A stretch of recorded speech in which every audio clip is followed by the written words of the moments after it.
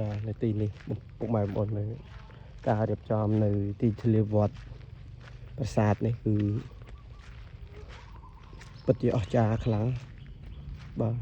លោកបានរៀបចំទីតាំងនេះដូចឋានសួគ៌ពុកម៉ែបងប្អូនបានចូលមកនៅវត្តប្រាសាទនេះពុកម៉ែដូចបានយកអារម្មណ៍យើងមិនដែលដណ្ដងទៅដល់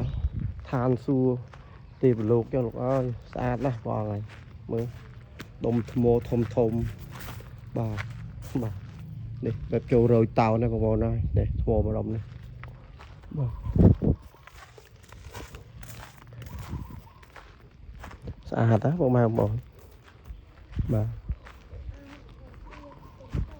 ហើយឈើកម្ររបស់កម្រគឺនៅទីនេះបាទ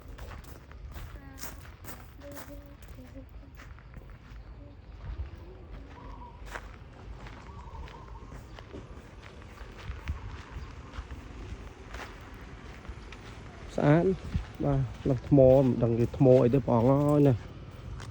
មើលនេះសាច់ដូចដែកចឹងបាទដូចមិនមែនថ្មចឹងដូចដែកចឹង